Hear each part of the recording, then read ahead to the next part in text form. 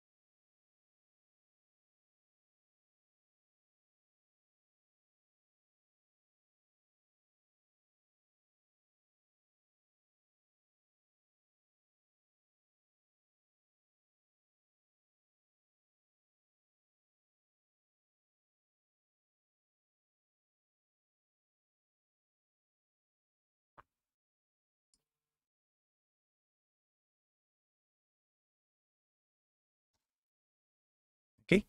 So magandang umaga sa inyong lahat and welcome to our webinar. Thank you for taking the time to join us today.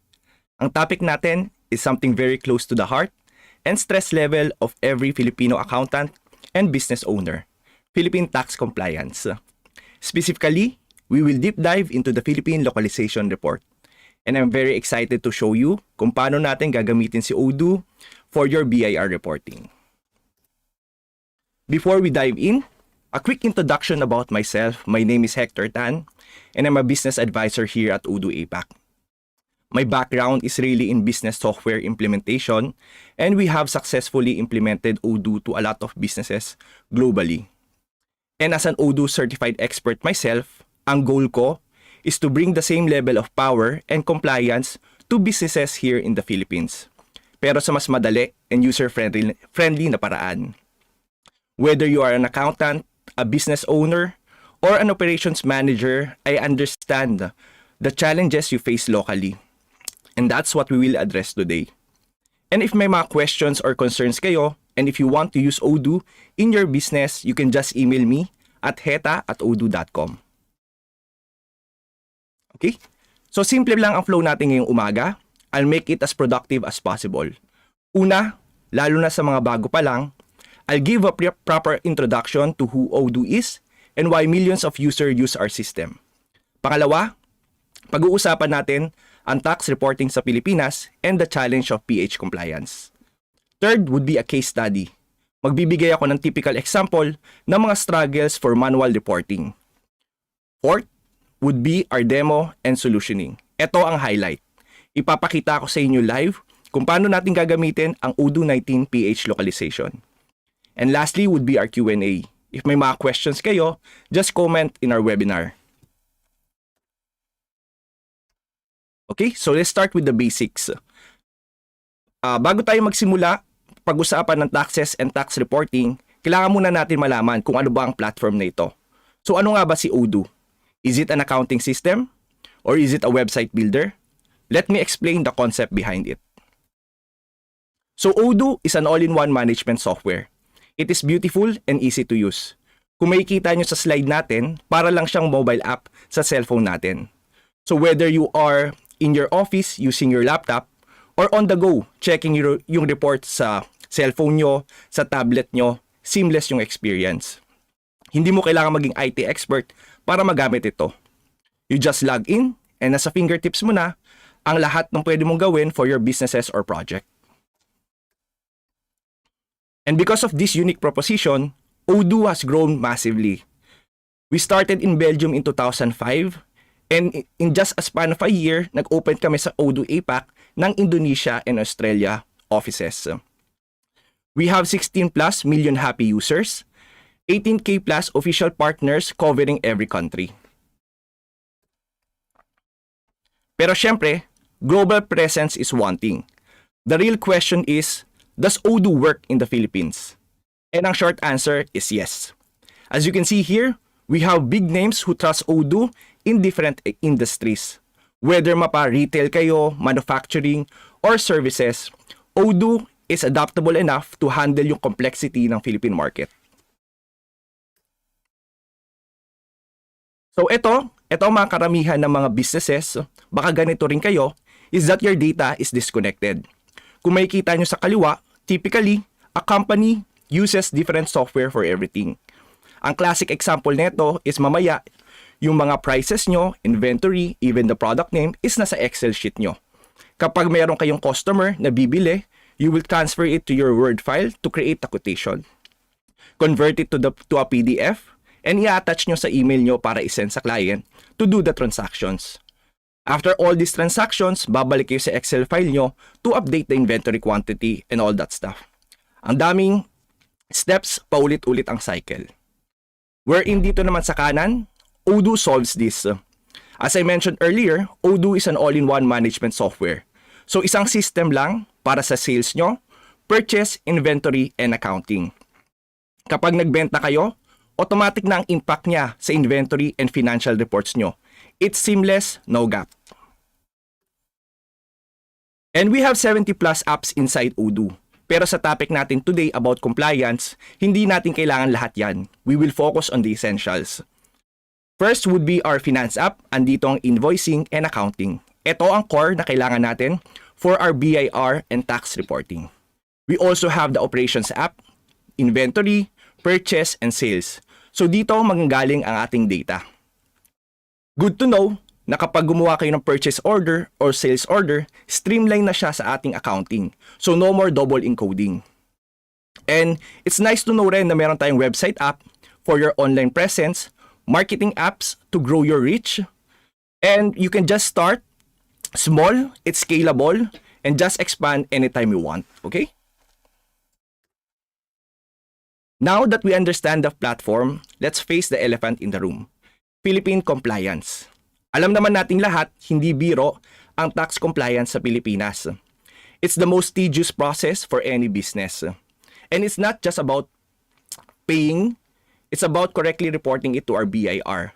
Nakakadrain to, nakakapagod, and delikado sa compliances natin.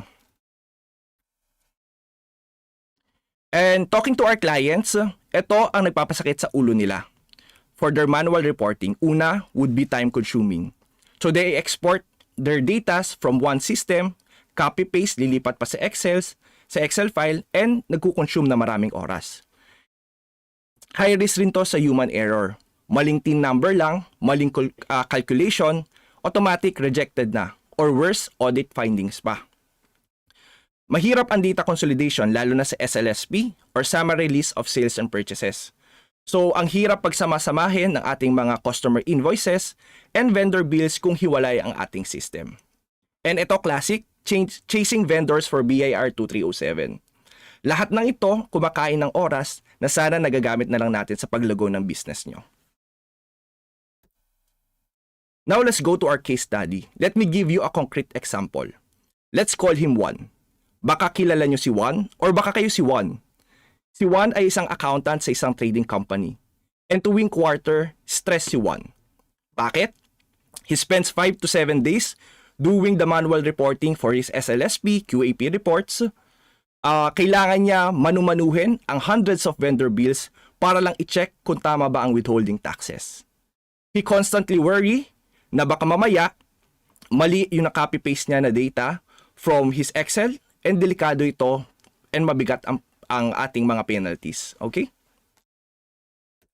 But there is a better way. So ngayong araw, susolusyonan ko ang problema ni Juan. Ipapakita ko sa inyo live sa ating Odoo 19 database kung paano gagawin ni Juan ang mga problema niya with Odoo. Okay? So now I'll switch to our database. As you can see, ito ang ating database na pinakita ko kanina sa inyo na landing page ni Odoo. Beautiful and easy to use. For our demo, gumawa kami ng fictional company which is Metro Office Solution. So Metro Office Solution is a trading company that sells furnitures and supplies. Dito sa database na to, pre-configured and created na rin ang ating contacts and products, which later on papakita ko sa inyo. But to start, when you're creating a database, para ma-install natin ang default Philippine localization package, we need to choose Philippines as our country. When we choose it, ang country natin Philippines and our currency is in PHP. So kung meron na kayong database and you want to check it, let's go to our setting app. Tingnan natin ang ating company's update info.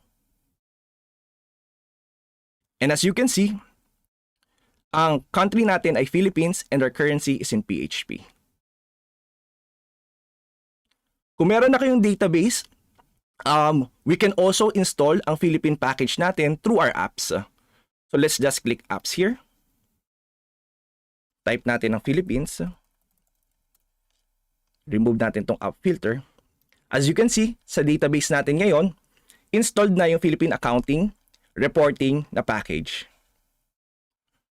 Just an important note, kung meron na kayong mga posted journal entries sa database nyo, hindi na natin mapapalitan ang ating default chart of accounts and taxes. So, ang pinaka best practice sa simula pa lang ay iset up na natin to ng maayos. Ngayon, ipapakita ko naman ang ating contacts. So, for our contacts, let's just go here. Click ang contacts and as you can see, ito ang list of our contacts. You can filter it if you want for person or companies.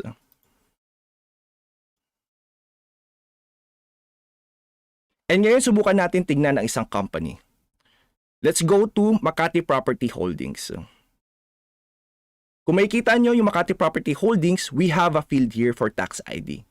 So it's good and recommended na kailangan malagay na natin ang ating 9-digit tax code and our branch code here.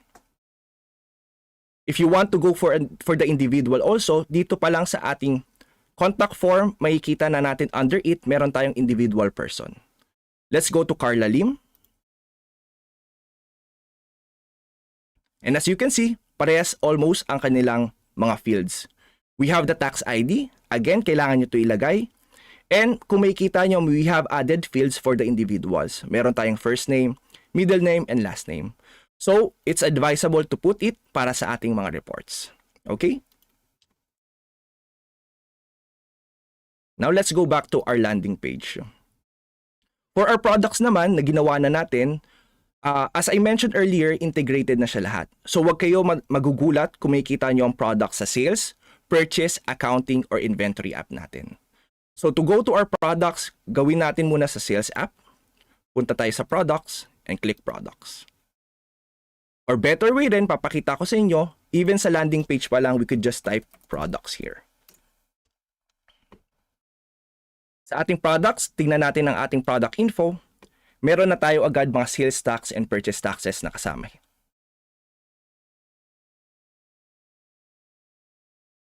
Kung mapapansin nyo, if we have withholding taxes, nalalagay na rin natin to sa tax natin. Okay? Now that we know the contacts and products, tingnan na natin ang setup natin sa ating accounting app. So for our accounting, let's go to our accounting app. At titingnan na natin ang ating mga default chart of accounts and taxes. So for our chart of accounts, punta lang kayo sa configuration, chart of accounts, at may kita nyo hindi na ito blanco. Andito na yung mga default natin, Philippine localized chart of accounts. Kung wala dito ang chart of accounts nyo, you can just easily add it here. For example, meron tayong bank dito. And gusto nyo i-rename yung bank. Easily, we could just go to our chart of account bank. Palitan natin, for example, BDO. And just save it. If you have other banks, pwede rin tayo maglagay nyon. If you want to add it, just click new. Lagay natin, for example, BPI. Ang code natin, and yung type would be our bank and cash.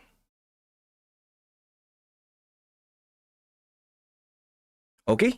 So may kita nyo, madali lang natin iset up ang chart of accounts in our Odoo database. Next naman, pakita natin ang taxes natin. So for the taxes, parehas lang sa chart of accounts natin. Let's just go to configuration and then taxes. Mapapansin nyo, automatic na rin siya. Meron na tayong for sales and purchase tax type. We have the VAT, 12% VAT, 0% exempt, and 0 rated. Also, ang maganda dito, kasama na mga withholding taxes natin. So we have WI for the individuals or WC for our companies or corporation. So check lang natin ang ating prof piece here for an example. Kung mapapansin nyo dito sa ating form na to, we have the Philippines tab din. Sa Philippine tabs, we have the Philippine ATC o alphanumeric tax code na kailangan natin for our BIR code. Importante na mayroon to para masama natin sa ating mga reports na i-generate. So again, the question is, paano kung wala yung tax natin dito? Parang kanina sa chart of accounts natin, we could just create new. Gawa tayong example would be 1% WI 640 supplier of goods. For the amount, we'll do -1 because it's a withholding tax. And then, importante sa Philippines tab here, lagay natin yung Philippines ATC. So this would be WI 640. Okay? So ngayon, pinakita ko sa inyo yung setup. Ganun lang kadali magdagdag ng ating chart of accounts or taxes. And again, may kita nyo, it's automatic na, localized na rin siya for the Philippines. Second naman natin, we'll do a transaction. Ngayon, gagawa ko ng purchase order. And create tayo, for example, sa ating vendor, yung kanina nating ginamit na contact, Makati Property, Holdings, and yung mga product natin na pre-configured and created na. So let's try office rent. Kung makikita nyo, napupull na yung mga details like yung taxes natin in our request for quotation. Once confirm na natin yung order. And kapag okay na, let's upload the bill.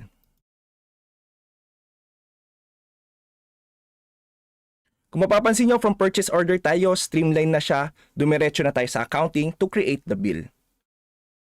Once done, okay na tayo, we confirm it. Okay, let's add the date. And then we pay for it.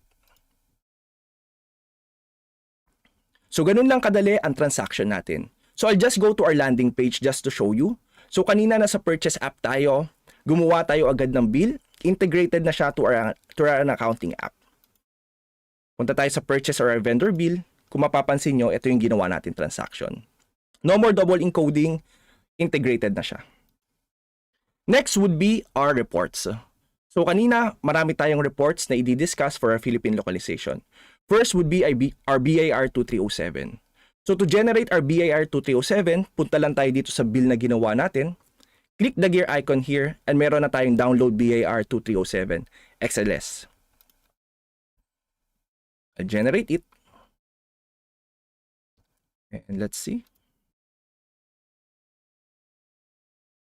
Sorry.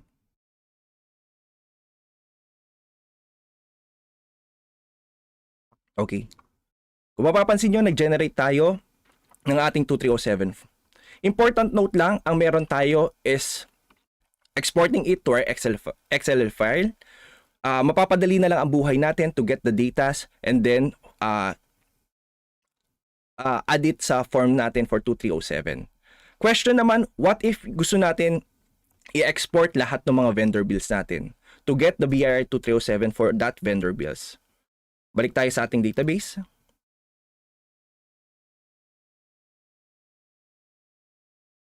We could check, select it all, actions, and then export, download BIR 2307. Let's generate it.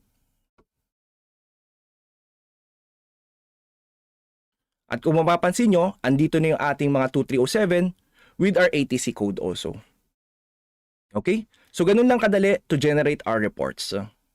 Next, check naman natin yung other reports natin. For the other reports, punta lang tayong reporting. Summary list of sales and purchases. At kung mapapansin nyo, andito na ang ating sales and purchases here. So, I'll drop it down. Makikita nyo here. Purchases. So, we could export it PDF or Excel file. Tingnan natin kung ano itsura niya when we export it to our PDF file.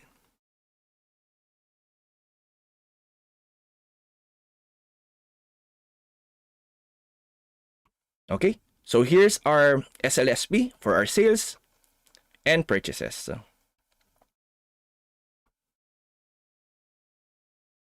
If you want it naman exported to our Excel file, we can also do that.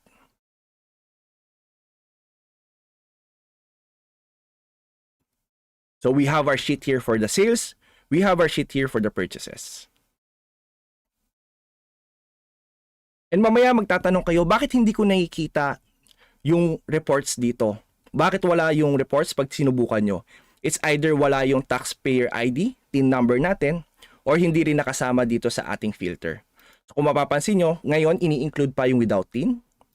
Let's try to remove that. Napansin nyo, nabawasan yung ating mga reports here. Okay? For our other reports naman, punta lang tayo again sa reporting. Tax report here. Kung mapapansin nyo, andito na ng ating 2550Q. So same kanina sa SLSP natin, pwede natin siya i-export into PDF and Excel file. So these datas are all from our transactions. Okay, you could just review it easily here. So try natin i-export to our PDF file. Let's check this one. So ito ang 2550Q report natin. If you want to export it to an Excel file, we can also do that.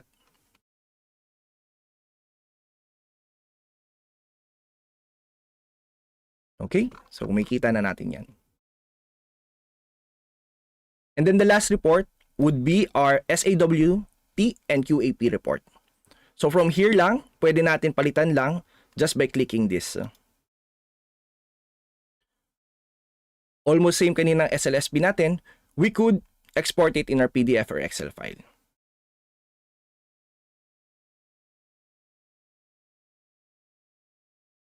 Okay, so let's try to export it.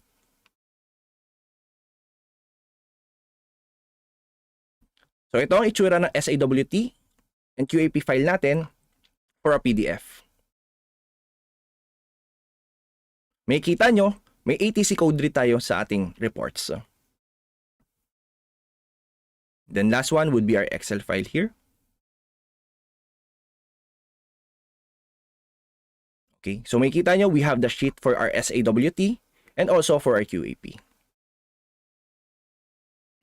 So using Odoo, ganun lang kadali to set up our chart of accounts and our taxes, to create a workflow transaction, and to generate our reports. So that concludes yung ating demo ngayon, and let me go back to our slides kanina. Okay, so just a quick recap. Sa Odoo 19PH localization solution natin, sinet up natin yung pre-configured na PH chart of accounts and taxes. Also the ATC code, pinakita ko sa inyo yon. Second would be our workflow. Gumawa tayo ng transaction, and nakita nyo, auto-generating yung data na needed natin for BIR 2307 from a vendor bill. Last would be the reports. One-click generation lang. Nakita nyo yung SLSP natin, 2550Q, QAP, and SAWT reports.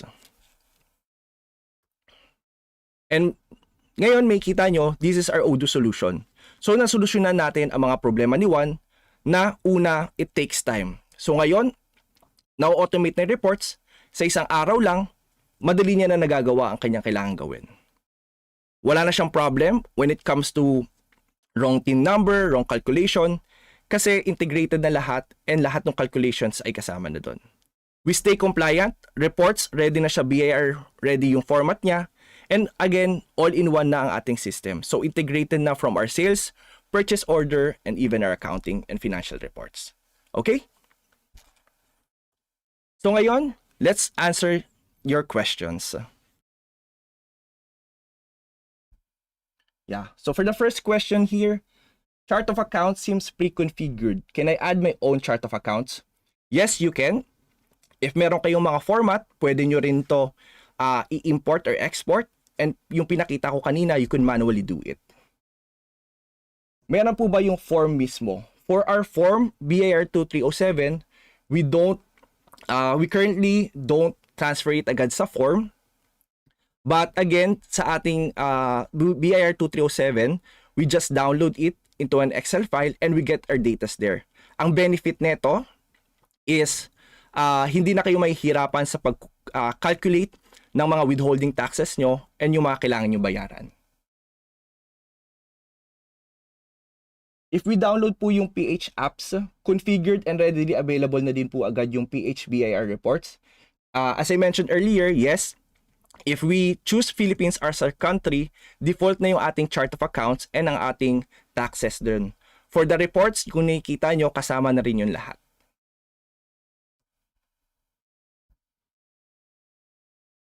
What if totally may sariling chart of accounts, code, and description ng client? Pwede po ba delete or i-archive ba ang default chart of accounts ni Odoo? We do have a deprecate in our chart of accounts, so if hindi nyo kailangan gamitin, you can just deprecate or archive it. Okay? So let's just answer a few more questions. Can I print the BIR Form 2307 directly from Odoo to give to my suppliers? For the BIR Form 2307, hindi natin mapiprint agad-agad yon, but again, we could extract or export yung Excel file natin to get the data and computation with it. Okay. I think that's all the questions that we have right now. Okay. So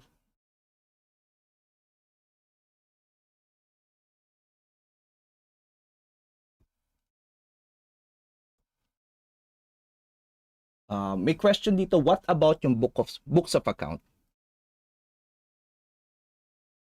For the books of account, is this the journals? We do have some journals like bank, purchase, and sales na connected with our chart of accounts. So if you have any questions then and concerns, you could later on, I'll share my QR code. You can send me an email or book a demo with me. Okay?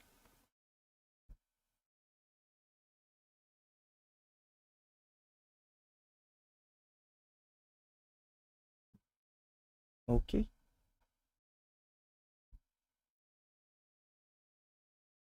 Yeah, I think that's all the questions that we have right now. Okay, thank you everyone for joining our webinar. So again, my name is Hector Tan. I'm a business advisor here at Odoo APAC. If you want to set an appointment with me, you could just scan the QR code here or email me at heta@odoo.com. Maraming salamat